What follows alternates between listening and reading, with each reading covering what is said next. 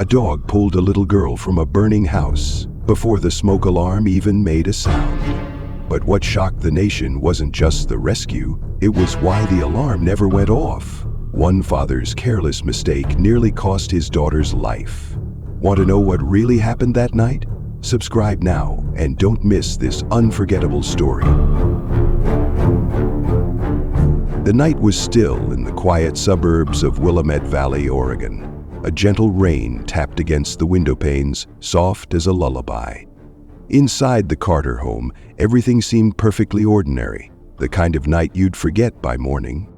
6-year-old Ellie Carter was fast asleep, wrapped in a fleece blanket covered in cartoon stars. Her chest rose and fell gently, a stuffed bunny tucked under her chin. Curled up at her feet, Max, their 4-year-old black Labrador rescue, slept with one ear up, always alert, even in slumber. Downstairs, the warm yellow glow of a kitchen lamp cast a cozy circle of light. Lena Carter sat at the table grading kindergarten art projects, occasionally sipping lukewarm chamomile tea. A crayon drawing of a smiling sun peeked out from the top of the stack.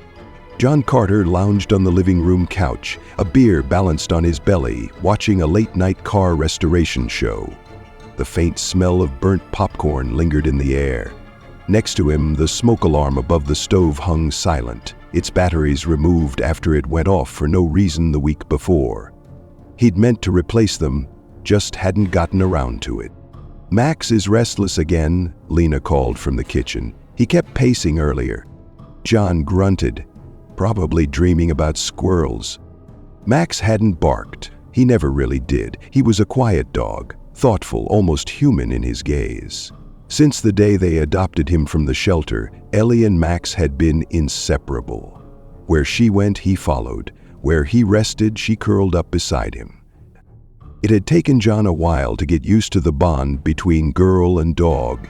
He liked animals, sure, but sometimes he'd mutter things like, "too attached," or "you spoil her with that mutt." Lena usually ignored those comments. She knew Max was more than a pet. He was Ellie's protector, her constant in a world that often felt too loud, too fast. Upstairs, the bedroom was warm and safe. Rain streaked the windows and the digital clock blinked 2:11 a.m. Max's eyes snapped open. His nose twitched. Something was wrong. He stood, his body tense. The smell was faint, but it was there, a distant, acrid whisper of smoke. Not the usual scent of John's overcooked microwave meals. This was different. Max padded silently to the door, nose low to the carpet. He pushed it open with his snout and stepped into the hallway. No alarms, no lights flashing, just the steady drip of water from a leaky pipe in the ceiling. Downstairs, something hissed softly, the quiet crackle of wiring or maybe a vent that shouldn't be running. Max turned back toward the bedroom. Ellie stirred as he nudged the blanket. He whined, gently, almost apologetically. She didn't wake. He tugged at the corner of the blanket with his teeth, harder this time. Ellie groaned, "Max, stop." But he didn't.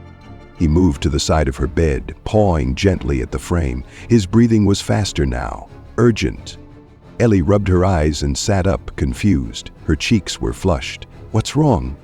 Max turned toward the door and looked back at her. Then he took a step, then another. Ellie stood barefoot at the edge of her room, watching Max with a mix of curiosity and sleepiness. The dog looked back at her, then toward the hallway again. His body was rigid. He wasn't being playful. She wrinkled her nose. "Max, what's that smell?" It hit her then, faint but unmistakable, like when her dad burned the toast last week, only sharper, darker. Max moved quickly now, trotting to the top of the stairs, then pausing, glancing back. Ellie hesitated. Her blanket dragged behind her like a cape as she followed him. Down the hall, a dim light flickered. The air was thicker than it should have been. Max descended the stairs slowly, ears perked, body low like a soldier scouting hostile ground. Ellie followed, her hand gripping the wooden banister. "Mom?" she called softly. No answer. "Dad?" Still nothing. As they reached the bottom, the smell grew stronger. Ellie coughed. Once, then again, harder. Her throat burned. The kitchen was dark, the lamplight from earlier now off, but there was a glow, orange, low, and menacing, creeping from the direction of the basement door. The metal handle shimmered faintly. Max growled low, backing up and placing himself between the door and Ellie. Then, a sound. Not loud, but horrifying.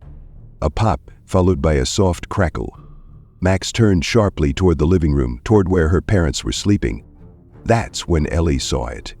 A thin tendril of smoke curling under the basement door, slithering up the wall like a ghost. Her eyes widened.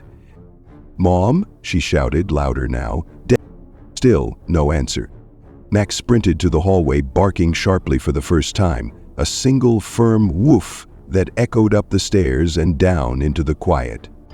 Ellie followed him into the living room. John lay on the couch, snoring, a beer can tipped over on the carpet. The TV still flickered, casting light across his sleeping face. Max barked again, loud, piercing. Ellie ran to her father and shook his arm. "Daddy, wake up." John stirred, groaned. "What? What time is it?" "There's a fire. Max smelled it," Ellie cried. "What are you talking about?" he muttered, sitting up slowly, rubbing his eyes. The haze of alcohol hadn't quite left him. That's when he saw it, the smoke drifting lazily past the hallway. "Oh, God." He bolted up, stumbling into the kitchen. "Lena," he yelled, "get up, there's smoke, basement's on fire." Max barked again, louder, sprinting up the stairs this time.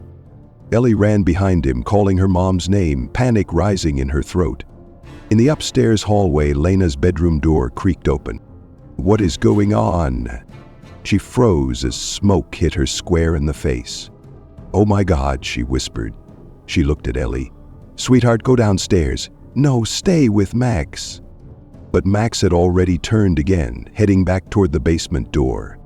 Downstairs, John tried the basement handle. Scalding hot. "Damn it," he shouted. "It's electrical. It's already in the walls." Lena appeared behind him, pulling Ellie into her arms. "Where's your phone?" she asked breathlessly. "On the charger bedroom." "Mine's dead." They both looked at each other for a half-second too long. A moment where time seemed to slow. Then Ellie said something that made the blood drain from Lena's face. "The alarm didn't go off?" Lena turned toward John. "You said you'd fix it." "I forgot." Max barked again, sharp and angry. He circled Ellie, pawing at her leg, herded her toward the back door. But when Lena pulled on the knob, it wouldn't budge. "It's stuck." "No, it's warped from the heat," John said.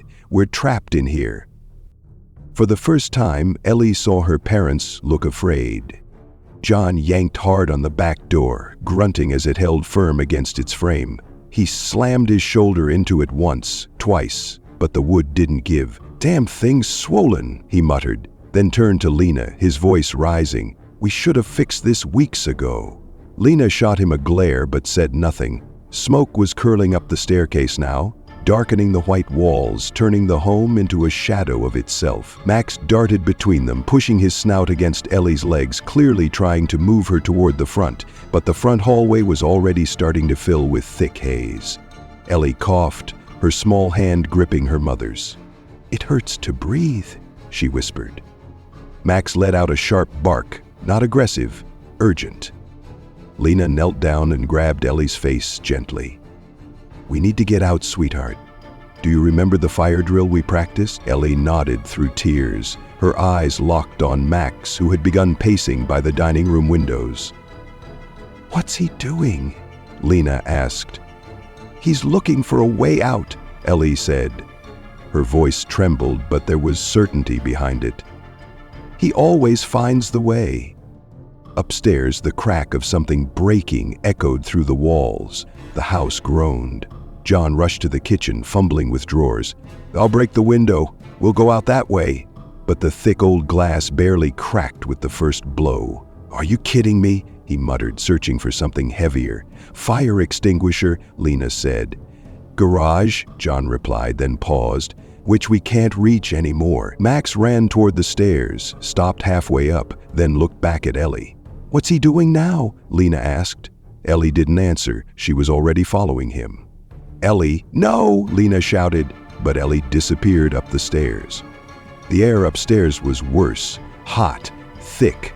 Ellie gagged and dropped to her knees. Max barked and nudged her forward back toward her room.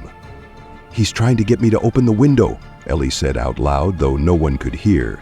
She crawled to the glass, struggling with the latch. Stuck. Max scratched at the base of the frame, then jumped, slamming his front paws against the sill. The old wood gave way with a loud crack. The window flew open, drawing in cold night air that cut through the smoke. Ellie gasped in relief, but the victory was short-lived. Max suddenly lunged forward, teeth catching the edge of her pajama top, and yanked. "Max, what are you—" "Stop!" she cried, confused, but he pulled harder, dragging her backward toward the hallway. Then she saw it. A glow. Faint at first, then unmistakable. Orange light flickering beneath her door. It wasn't just smoke anymore. The fire was climbing. Downstairs, Lena heard Ellie's voice and bolted toward the stairs. "She's upstairs!" John tried to stop her, but she pushed past. "If we don't get her now—" Max appeared halfway down the stairs, guiding Ellie in front of him like a living shield. Lena grabbed her daughter at the landing, coughing hard. "Thank God," she gasped, pulling Ellie close. Max barked again, this time toward the front door. John stood ready with a cast-iron pan in his hand. "Move," he said simply, and smashed the side window beside the door. Glass shattered outward. Lena shielded Ellie. "Help her through," John shouted, lifting Ellie first, then pushing Lena out right behind. Max leapt through the broken frame last, scraping his side but landing upright. The family collapsed onto the lawn. Ellie clung to her mom, coughing, crying. Max stood alert beside them, chest heaving, ears back, eyes fixed on the front of the house. John sat down in the wet grass, coughing into his sleeve. "That was way too close," he muttered. A distant siren finally echoed in the night. Help was coming, but for now, they were safe. Lena looked over at Max, who had now sat beside Ellie, pressing his body against her. She ran a shaking hand down his neck. He knew before any of us." Ellie nodded, burying her face in Max's fur. "He saved me." And only then did John truly look at the dog. Really look. There was no bark of triumph, no wagging tail. Just Max, silent as always, standing watch over his girl. The front yard was chaos, sirens now growing louder, red and white lights flickering across nearby homes. Smoke poured from every window of the Carter house, and the roof groaned under invisible stress. But inside, just moments before the others made it out, Ellie hadn't been so lucky. She'd been right behind Max at the stair landing when the dense smoke overwhelmed her. The moment her foot missed the top step, her small body tumbled forward. Her head struck the wooden railing with a dull thud, and she crumpled at the landing, unconscious. Max didn't hesitate. He turned immediately, trotting back up despite the choking haze, his sleek black coat glistening with heat and soot. When he reached her, he nudged her face, then her ribs, pawing softly. No response. The smoke grew thicker, darker. The stairwell behind them began to vanish in a blur of gray. He let out a muffled whine and lowered his head, grabbing the collar of Ellie's pajama top gently with his teeth. He began to pull. She was light, but the dragging weight of an unconscious body across smoke-slick wood slowed him down. Still, he didn't stop. From the broken window downstairs, Lena turned just in time to see Ellie's limp form appear at the top of the staircase, pulled by Max's jaws. She screamed, hands reaching out as John grabbed her shoulders to keep her from rushing back inside. "We can't go back in," he shouted. "We'll die in there." But she was already moving, barefoot on the wet lawn, yelling Ellie's name through the broken frame. Max tugged harder now, shifting his weight backward, paws scraping for traction. A support beam above the landing cracked loudly, and a chunk of plaster from the ceiling slammed to the floor just feet away. Max jumped, then shielded Ellie's body instinctively, bracing himself over her. A moment later, he resumed pulling. His lungs worked harder now, and his eyes burned. He coughed once, a strange human-like sound that would have startled anyone who heard it. But there was no one left inside but them. Lena's screams pierced the air again. "Ellie! Max!" Her voice cracked. John pulled her back, shouting for the fire department, but they hadn't yet reached the house. Time was running out. Finally, Max reached the middle of the stairs, and Ellie's legs bumped against the first few steps. But then he stopped. The front hall was fully engulfed now. The window they'd smashed earlier was the only possible exit. Max backed down the stairs with Ellie in his grip, one step at a time, dragging her small frame with every ounce of strength in his body. Each tug was slower than the last. Outside, a firefighter sprinted up with a pry bar, followed by another carrying a heavy blanket and mask. "Someone's still inside," he shouted. "A little girl, and the dog," John barked. "He went back for her. But the rest of his sentence never came, because just then, through the shattered front window, a dark figure appeared, dragging something behind it. He emerged from the smoke-stained hallway, Ellie in tow, her head bobbing gently with each movement. The firefighter ran forward and leaned through the window frame. "Easy, boy, easy," he said, reaching out. Max didn't flinch. He lowered Ellie gently onto the waiting arms of the man, then jumped through the window himself in one fluid motion, collapsing beside her as soon as his paws hit the grass.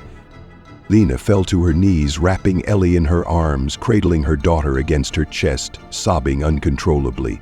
"She's breathing," the firefighter called out. "She's got a pulse. We've got her." Max tried to stand, his legs trembling, then gave up and laid his head on Ellie's foot. His breathing was fast, labored. His fur was singed across one shoulder. A medic dropped beside them, placing an oxygen mask on Ellie, while another checked Max's vitals with quiet amazement. "Dog brought her out himself?" the EMT asked. John could only nod. That dog just did what most people wouldn't. As Ellie began to stir, coughing softly beneath the mask, Lena kissed her forehead again and again, whispering, "I'm here. You're okay. We've got you." Ellie blinked slowly, eyes heavy, then looked up. Hoarse. "Max?" she rasped. "He's right here, baby," Lena said. "He never left you." Max licked her hand once, then rested his muzzle beside her, unmoving except for the rise and fall of his chest. Around them, the fire crackled louder, and the second floor gave way with a loud crash. But it didn't matter, because in that moment, as ash rained down like snow, everything that truly mattered was safe. The fire had been out for over an hour, but the smell lingered like a bruise. Smoke, ash, and something deeper, something scorched and personal. What remained of the Carter home was little more than a steaming skeleton of wood and melted siding. Neighbors stood quietly at the edge of the lawn, some still in pajamas, others wrapped in blankets passed out by the fire department. Lena sat in the back of the ambulance, cradling Ellie, who had finally stopped crying. The little girl was wrapped in a silver thermal blanket, her cheeks streaked with soot, her hands clinging to Max's ear like it was her favorite stuffed toy. Max lay curled at her side, his breathing heavy but even, his side wrapped in gauze where the fur had been burned away. An EMT had treated the wound, but Max hadn't made a sound during the process. He just kept his eyes on Ellie.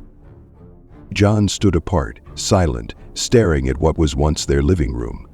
In his hand, he held a coffee mug someone had given him. It had gone cold long ago, but he didn't notice. His other hand shook slightly, fingers tapping against the rim in a restless rhythm. A firefighter approached. "Your dog." "He's something else," the man said, voice low, respectful. "We see pets panic, bolt, freeze, but what he did, dragging that girl out on his own, that's not training. That's devotion." John didn't respond at first. He nodded once, eyes still fixed on the house, then said quietly, I didn't even want to keep him." The firefighter looked over at Max and Ellie, then back to John. "Well, seems like he made the choice for you." Lena watched her husband from across the lawn. She saw the guilt in the way he stood, the weight hanging from his shoulders like soaked fabric. She stood and walked over, leaving Ellie and Max resting peacefully with a paramedic nearby. "You okay?" she asked. John didn't look at her. "I could have killed them," he muttered. "The alarm. I meant to put the battery back. I just didn't think it mattered. How stupid is that?" His voice cracked slightly, and Lena placed a hand on his back. "We all forget things," she said. "But he didn't." She nodded toward Max. "He didn't forget." John looked over at the dog. His chest tightened. He thought of all the mornings he'd grumbled about the fur on the couch, the muddy paw prints, the slobbery tennis balls. Thought about how often he said, "He's just a dog," like that explained everything. Now, he wasn't sure what he believed, because what he'd seen tonight wasn't just anything. A few feet away, Ellie stirred again. Her voice was faint but clear. "Mommy," she whispered. Lena rushed back, brushing hair from her face. "I saw fire," Ellie said, eyes wide with memory. "It was coming through the walls. I thought I was going to be gone, but Max pulled me. He pulled me out." Her voice trembled, and Lena hugged her tightly. "You're safe, baby. You're here because of him." A TV news van pulled up just as the sun began to rise, casting pale light over the scene. A reporter stepped out, camera crew in tow. A neighbor, Mrs. Callahan, met them at the curb. "I saw the whole thing," she said. "That dog dragged the girl out of a burning house. I recorded it." She held up her phone, a video already racking up views on social media. The reporter blinked.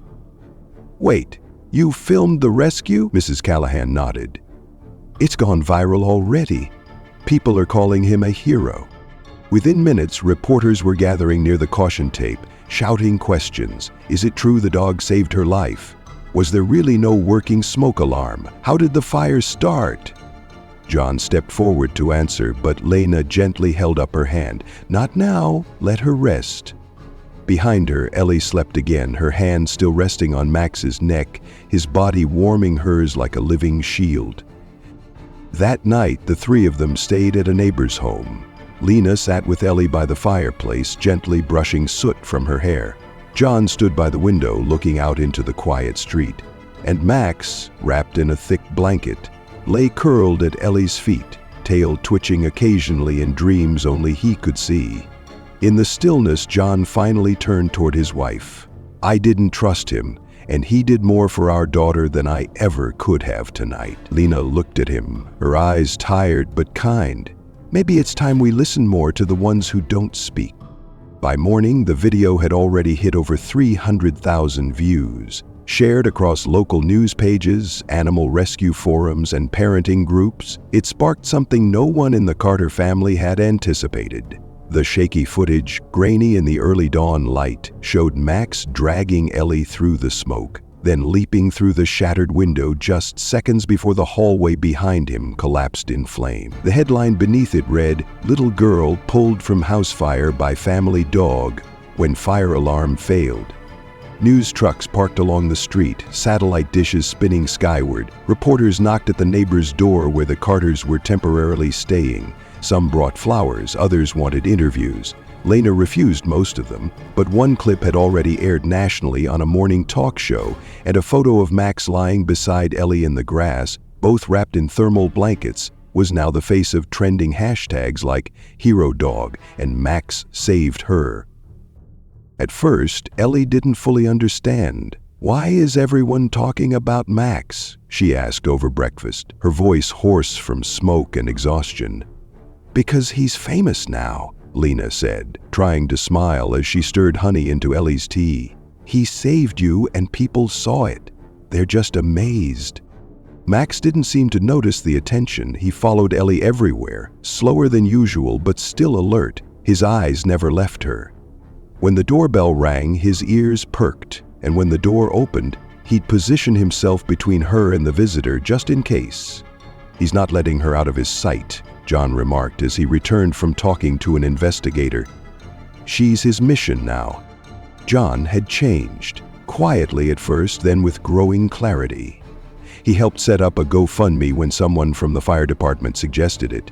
He called the fire marshal to ask about faulty smoke detectors, and when the officer confirmed that the battery had been removed, John didn't flinch. "That was me," he said, "and I'll own it." He told the truth to every outlet that asked, even when it made him look careless. "People need to know this stuff matters," he said. "Don't wait to learn it the way I did." The internet, of course, didn't hold back. There were debates in the comments, some praising the family for their love and honesty, others blaming John harshly for his oversight. "What kind of father disables the smoke alarm and forgets to fix it?" one post read. "They're lucky the dog had more sense than the adults." But others fought back just as fiercely. "That dog acted on instinct, but that family clearly loves each other. Let's not forget the mom and dad were the ones who raised a home where a dog would die for a child." At the center of it all was Max. Offers flooded in.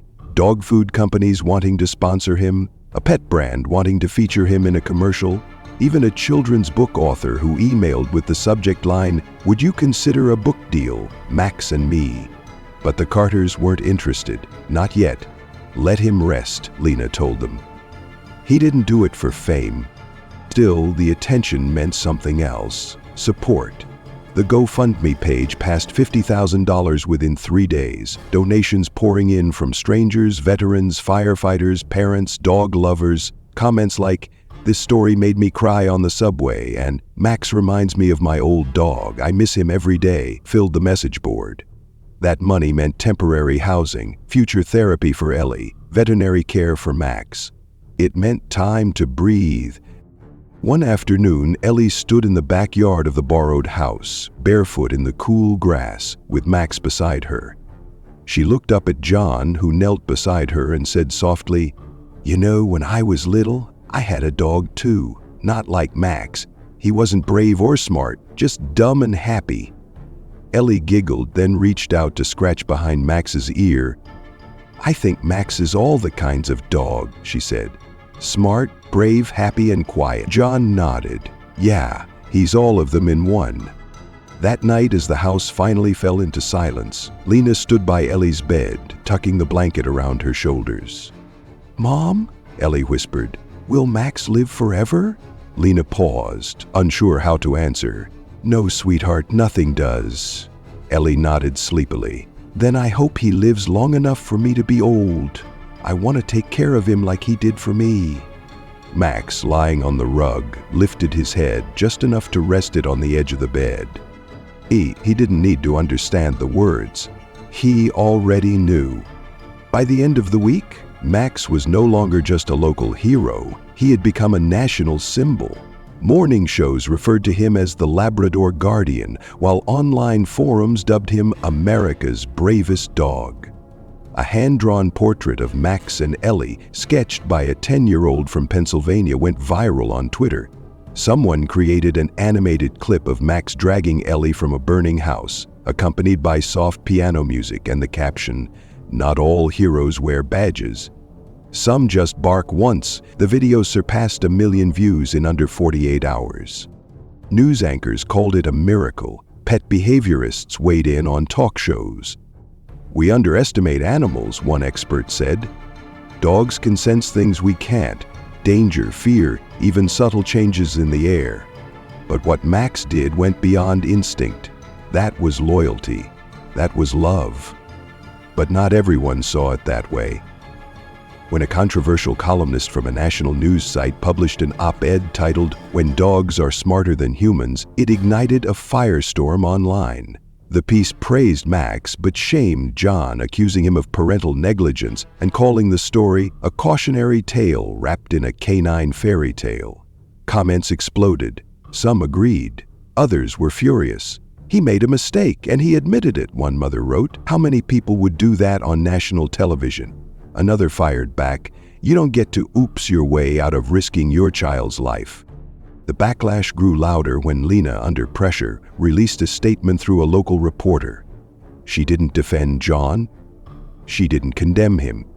She just said, "There's not a parent alive who hasn't forgotten something. We just got caught by something you can't forget."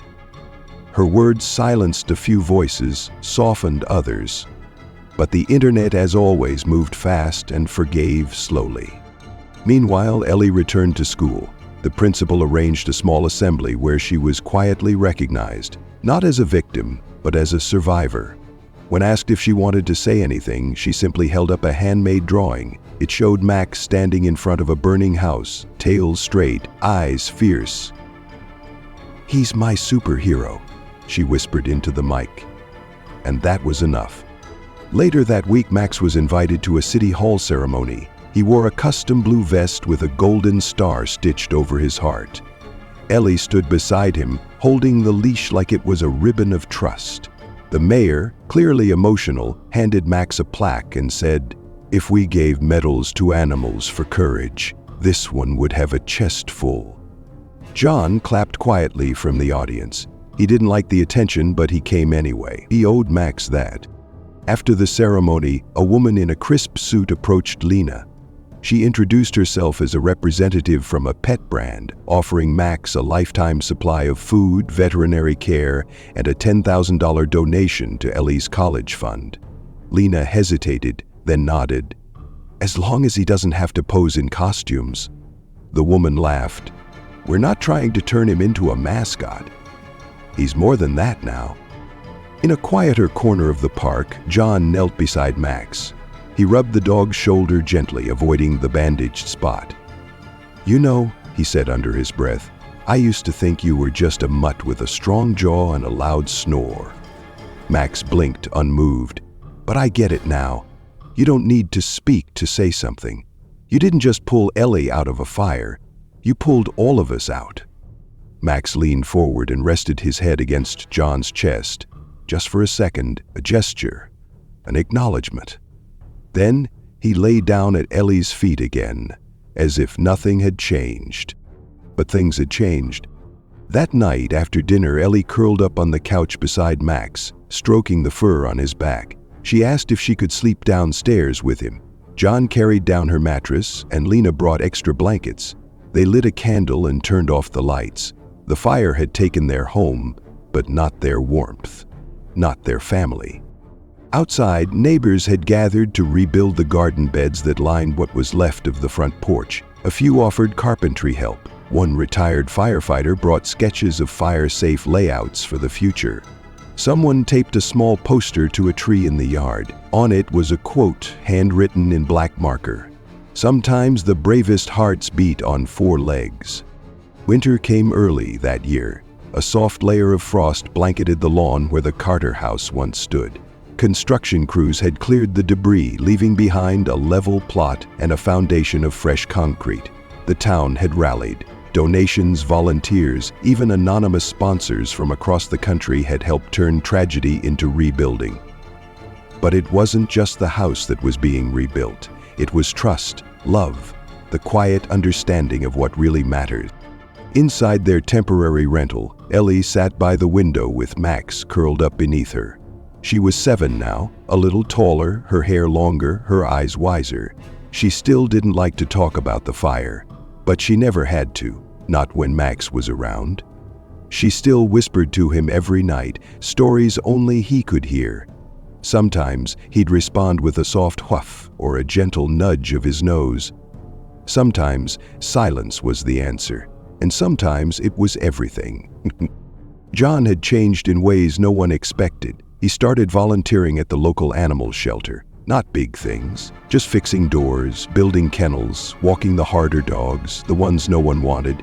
The staff called him the quiet guy with the sad eyes. He didn't mind. He'd bring Max along, and the dogs somehow behaved better when Max was in the room.